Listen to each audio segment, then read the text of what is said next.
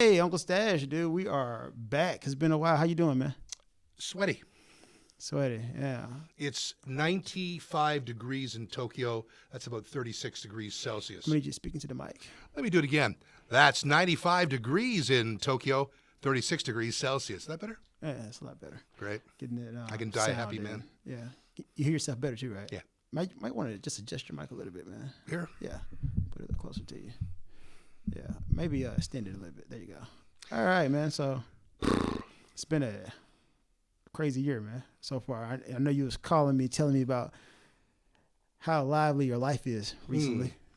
My life is not in any way at all lively. Let me tell you, this guy calls me every day to tells me, hey, man, I'm doing nothing. Like literally every day he'll call me and say, hey, man, today is even better than yesterday. I'm doing nothing. I'm like, oh, okay. Like he'll call me every day to let me know that. Yeah. By the way, thank you for sharing that. Yeah. Well, you know, I'm here for you. Anyway, what are we gonna talk about, man? Let's see. I got nothing. Have you seen that new Cardi B video? I did. WAP.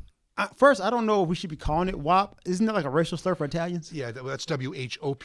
Oh. But it's still the same sound. It's an offensive term for an Italian. But it's WAP. I don't know why they call it WAP. Is it an acronym? It's an acronym for, I'm going to blank this out, but wet ass pussy. Makes sense now, doesn't it?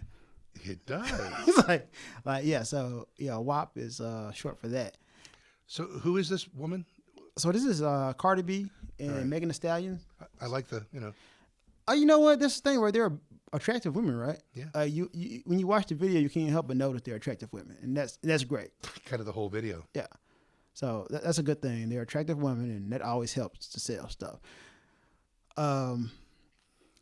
You're not a rap guy. What did you think about the song, personally? Completely underwhelmed. You remember the... I'm going to need you talking to the mic, man. Completely... Why don't you bring the mic to your face, man? I'm just saying. Yeah. And yeah. Are you talking to me or are you talking to the camera? I don't know. I don't know, dude. You asked me a question.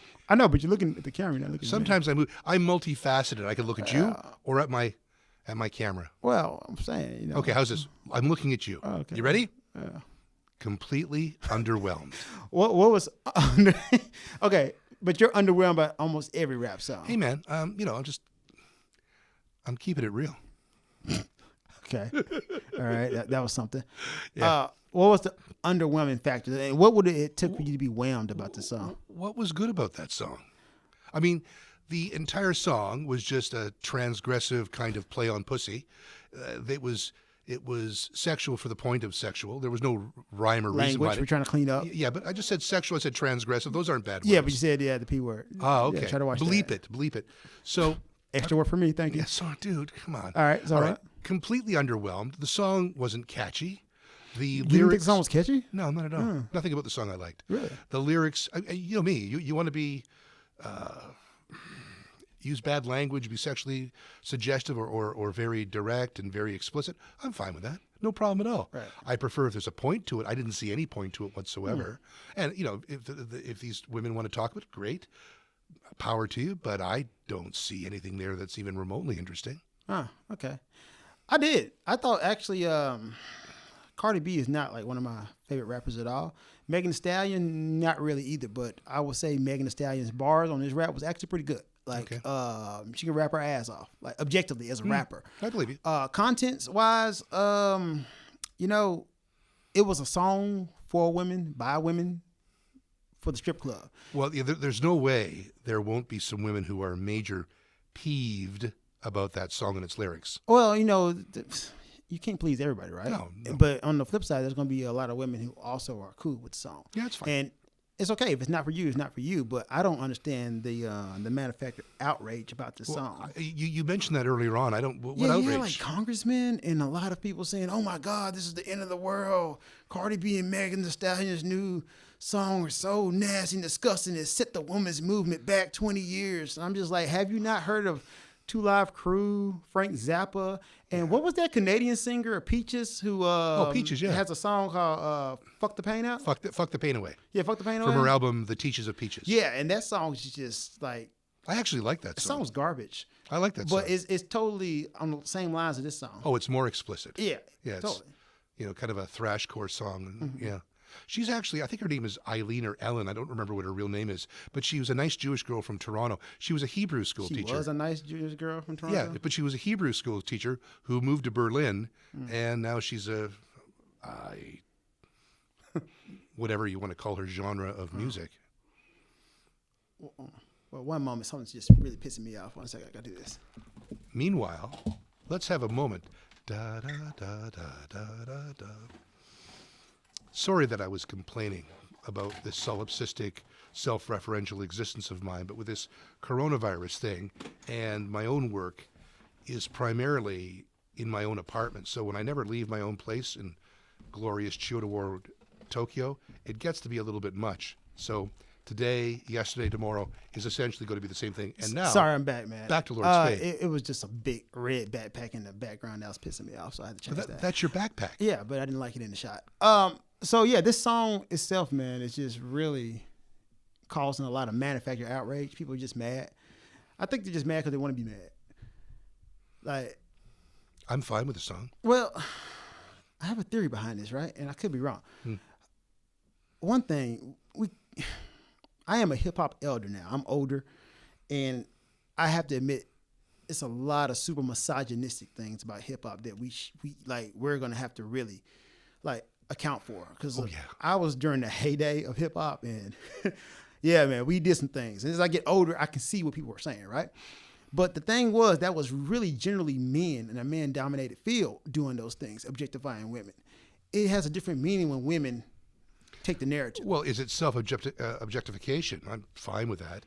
And I would agree that there's a lot of very casual and less than casual misogyny in hip-hop. But then we don't necessarily have to blame hip-hop. We can blame Is anybody to blame, though? That's the thing. Like, is there blame to be given? Because you have a right to do what you want to do, and you have a right to have an opinion on what I want to do. But it's just, it goes to the point that why do you care so much about these women? If it's not for you, then you don't have to listen to the song. It's like, why do you have to make these women into this martyr system? Like, well, look at these women, and this is everything wrong with feminism. It's like, why do you have to go to that point? Well, again, I don't care if they're female. I don't care if they're gay. I don't care if they're black. I don't care if they're white.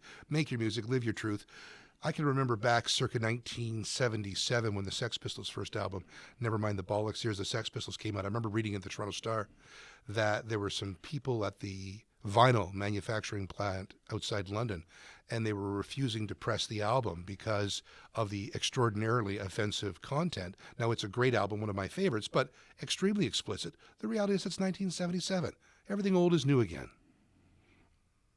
Yeah, so my point, the original question I was saying, though, why was it elevated then? I don't know. Well, it was a lot less common back then. Man, you say that, man. It was, yeah. But no, was it really? Yeah. When I say less common, I don't mean it didn't happen. Punk rock was filled with expletives and such, but much less so, and it got more so. But punk rock was around what? Well, 80s, right? No, 70s. 70s leading to the 80s, right?